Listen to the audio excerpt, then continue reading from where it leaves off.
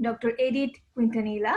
She is a family physician from El Salvador with experience in family practice, health promotion, and research. As a primary care provider, she advocated for overlooked and vulnerable patients. Alongside her clinical practice, she initiated and implemented the recreational program for the elderly, as well as one of the first mental health screening projects in El Salvador. The result of his mental health screening provided insightful information, leading to an institutional review of mental health services with particular focus on local services accessibility. In Canada, she has been working in elderly care as well as research related to COVID-19, having published a peer-reviewed article on modification of cancer treatment guidelines during the pandemic.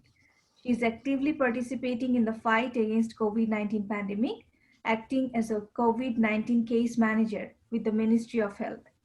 She has a special interest in global health research, health equity policy management and implementation, and the effect of climate change on public health. Dr. Edith, you can start the presentation today. Thank you, everyone. Hello, everyone. I am Lion Edith Quintanilla, and I am honored and excited to join all of you tonight.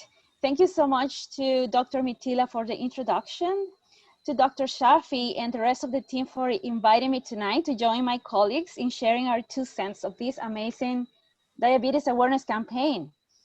I really hope that my presentation is useful to all of you and or the people that you care about.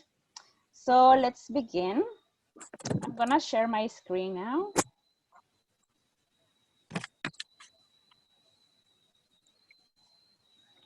Okay, let me know if you can see my screen.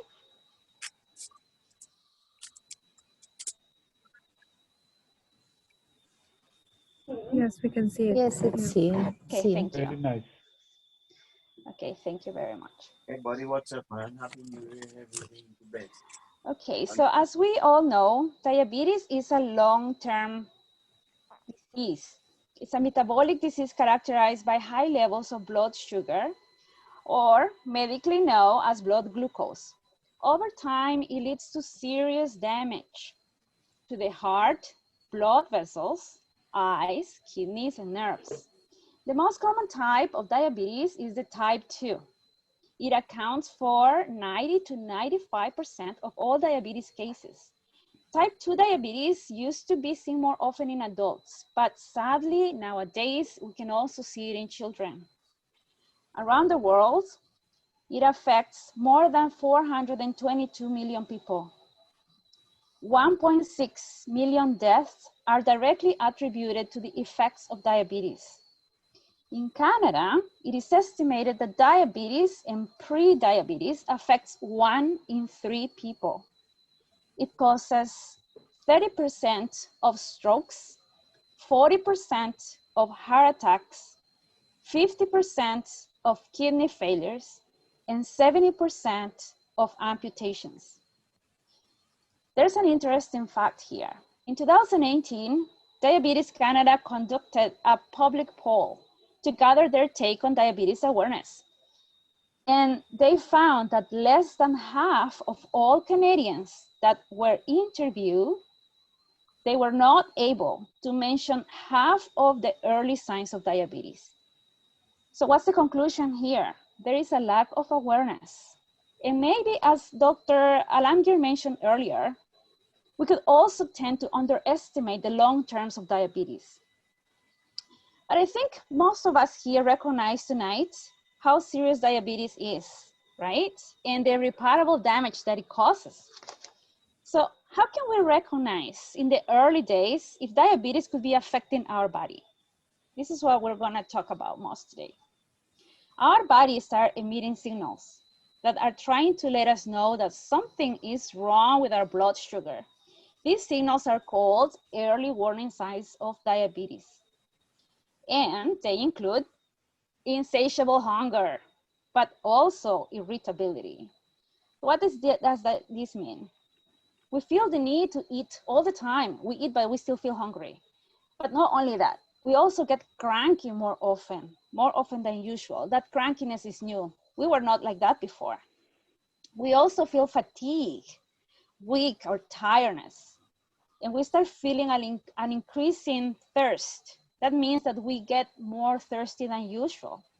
Therefore, what happens? We start drinking a lot more water, right? And that takes us to the washroom. So we start having more urination than usual. We go to pee more times than before.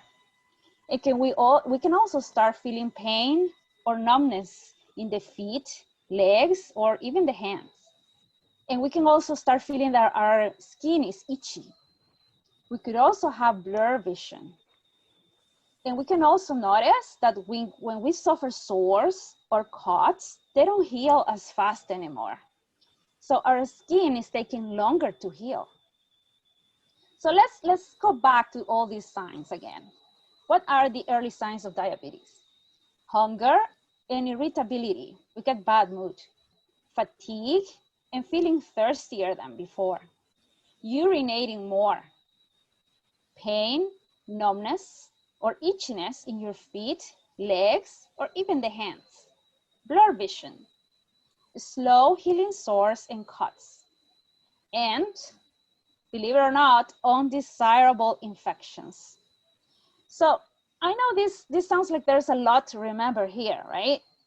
But if I want something that you can take off today, is this. Dry mouth and itchy skin. Urinating more often than usual. These are early signs of diabetes. And yeast infection. Yikes. We don't want that, right? But wait, why does this happen? Why are we feeling like this?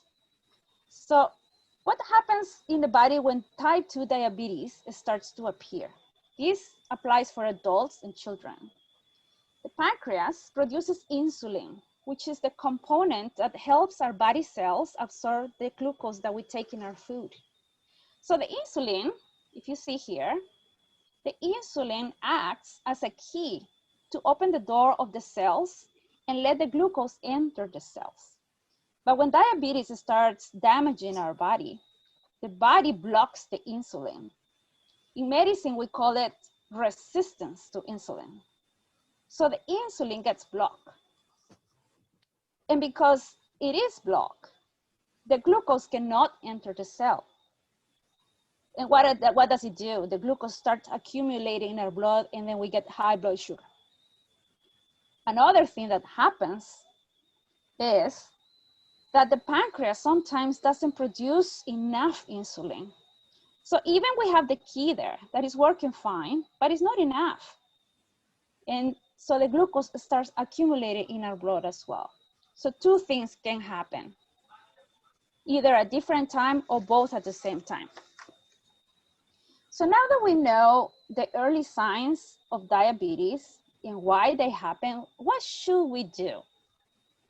So if you're lucky and you have a glucometer at home, either because it's yours or one of your relatives, you can measure your blood sugar yourself. But the best thing you can do is ask your healthcare provider to get tested for diabetes. If you have noticed these early symptoms, ask your healthcare provider to get tested for diabetes. Now, what can we do to prevent it? The answer is key changes in our lifestyle. That is the solution. As Dr. Hannah mentioned before, the key changes in our lifestyle include physical activity or exercise, which the general recommendation is at least 30 minutes daily activity, at least 5 times a week. I know it sounds a lot, but after we get it a habit, it's not that bad. What can we do for physical activity? We say, oh no, it's, I cannot go swimming, I cannot go to the gym. Okay, you can walk around your neighborhood. Take a little walk, a 30-minute walk. No, you know what? It's winter, I cannot go outdoors. It's okay, there's YouTube. Just turn YouTube on and take a dancing class, 30 minutes dancing class. So don't worry, it's okay. Let's not forget, these are the most important points. The diet. A healthy diet is the most important thing to avoid developing diabetes. What should we avoid? Avoid sugar, saturated fats. That includes lots of vegetables, grains, fruits, and greens. What else is important? Stop smoking. Let's try to not smoke. It's very damaging for our body. Avoid junk food and avoid foods that are rich in carbs. Lastly, we know that there is no cure for diabetes, right? But as Dr. Hannah mentioned, this is not the end. We can certainly prevent it and we can delay it. So now let me ask you a question. Who has the key to a healthy lifestyle? I do, you do, we all do. The keys are in our hands. Thank you so much.